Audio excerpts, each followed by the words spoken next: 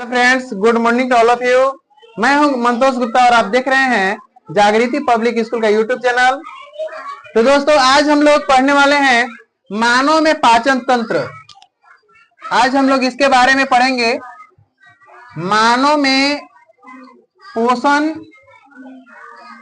या मानव में पाचन तंत्र एक ही है।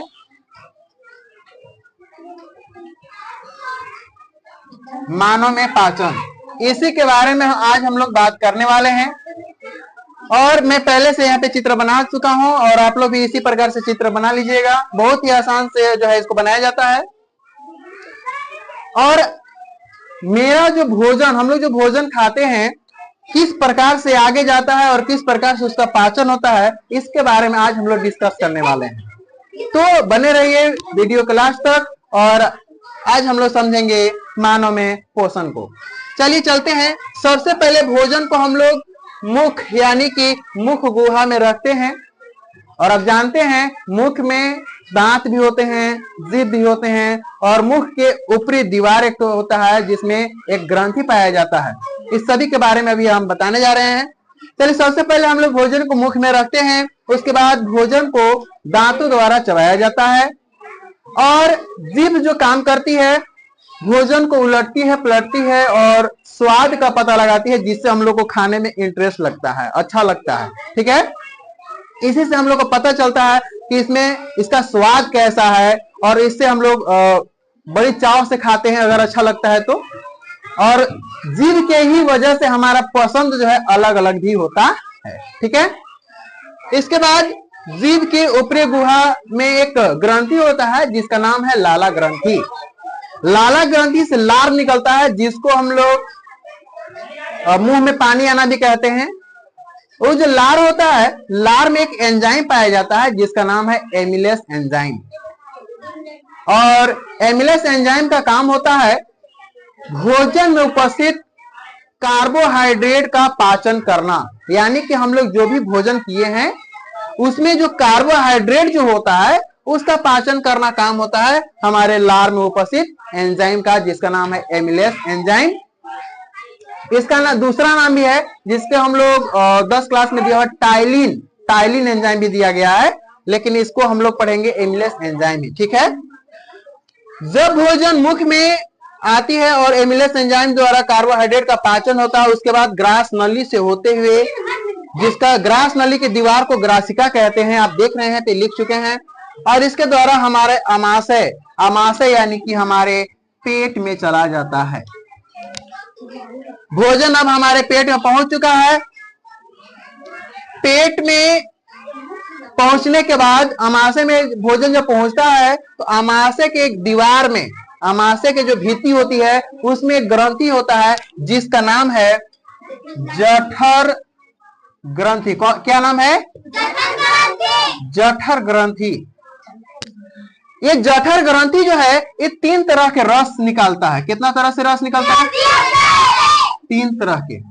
पहला आपका होता है HCl और दूसरा होता है पेप्सिन एंजाइम।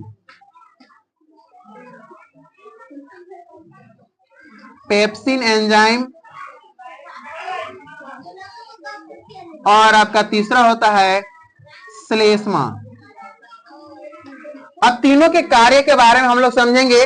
HCl को हम लोग हाइड्रोक्लोरिक अम्ल कहते हैं और इसका काम होता है भोजन में आए हुए जो कीटाणु रोगाणु होते हैं उनको मारने का काम करता है। और दूसरा काम है भोजन को अम्लीय बनाना, यानी कि भोजन को खाटा बनाना। आप अनुभव किए होंगे जब आपको वोमिटिंग हुआ होगा, जब उल्टी होता है, जब उल्टी जब आपको करते हैं तो उस समय कुछ स्वाद जो है जीभ के पास जो है भोजन आ जाती है जो हमको खटा खटा सा लगता है, जैसे कि उसमें मठा मिक्स हो, इस प्रकार से लगता है। ठीक है, तो किसके कारण होता है?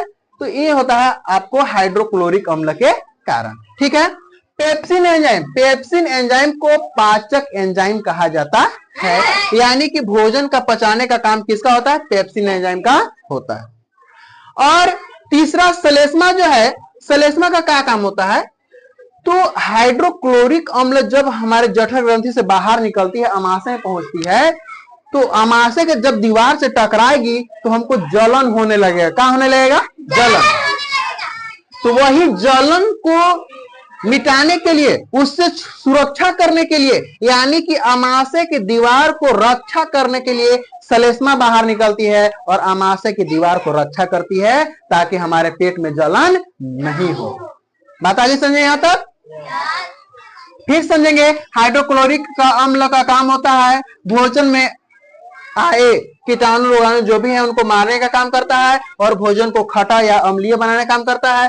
पेप्सिन एंजाइम जो है भोजन को पचाने का काम करता है और श्लेष्मा जो होता है हाइड्रोक्लोरिक अम्ल से अमाशय की दीवार को रक्षा करने का काम करता है। इसके बाद भोजन आगे की ओर चलता है। जैसे ही अमाशय से आगे निकलता है तो हमारा यकृत में उपस्थित पित्ताशय होता है और पित्ताशय से पित्त रस निकलता है। क्या निकलता है? पित्त रस। और पित्त रस निकलकर भोजन में मिक्स हो जाता है। भोजन में मिक्स होकर के खीर से नीचे जाता है और अग्न्याशय से जो है अग्न्याशी रस निकलता है, जिसको हम लोग कहते हैं अग्न्याशय से निकलने वाली जो रस होती है इसको हम लोग इंसुलिन भी बोलते हैं। इंसुलिन क्या बोलते हैं? इंसुलिन। यानी कि अग्न्याशय से निकलने वाला जो रस होता है इंसुलिन होता है, जो हमारे भोजन में जो भी शुगर बीमारी जो होता है, यानी कि शर्करा का जो है शर्करा को जो मारने का काम करता है इंसुलिन, इससे हमको राहत मिलता है। हमको शुगर बीमारी अगर किसी को हो जाता है तो उसको इंसुलिन का इंजेक्शन लगाया जाता है ताकि उसका बीमारी दूर हो सके। ठीक है। अग्न्याशय से अग्न्याशी रस मिल करके और सब भोजन में मिल करके और सबसे पहले पहुंच जाते हैं हमारे छोटी आंत में, यानी कि क्षुद्रांत्र में। कहां पे पहुंच जाते हैं भोजन? छोटी आंत में, जिसको क्षुद्रांत्र भी कहा जाता है। क्या कहा जाता है? क्षुद्रांत्र। इसको क्षुद्रांत्र भी कहा जाता है। और जब छोटी आंत में जब भोजन आती है तो ये सभी मिल करके भोजन को पूर्ण रूपेण पाचन कर देती है, यानी कि संपूर्ण रूप से पचा देती है। ठीक है। पर जब भोजन का पाचन हो जाता है उसके बाद छोटी आंत के दीवार में, छोटी आंत की जो दीवार होती है इसको साफ कर दे रहे हैं, इसके बारे में समझा चुके हैं।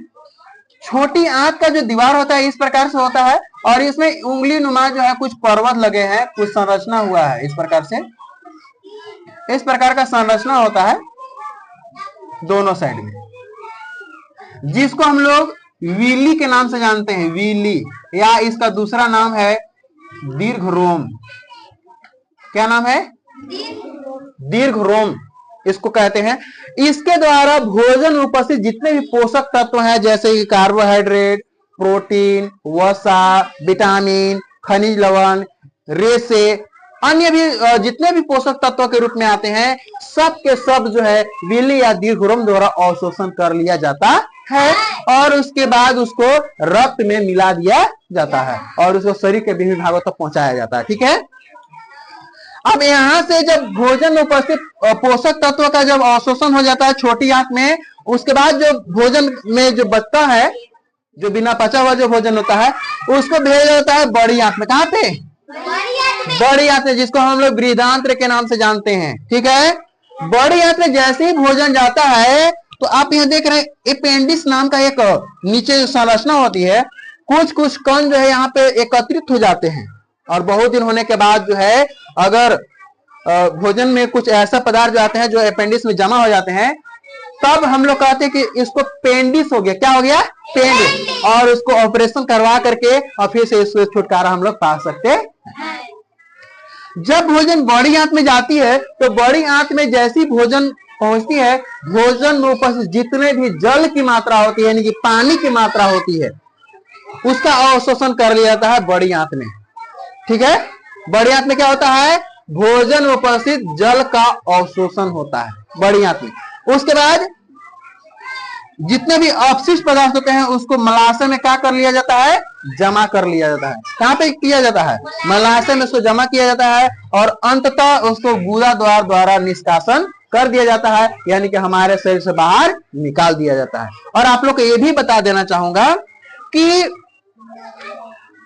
जो भी अपशिष्ट पदार्थ जो होता है उसको बाहर निकालना बहुत आवश्यक होता है, क्योंकि अपशिष्ट पदार्थ जो है हमारे शरीर के लिए हानिकारक पदार्थ होता है। अगर हम उसको बाहर नहीं निकालेंगे तो फिर हमारा तबीयत क्या हो जाएगा? बिगड़ सकता है।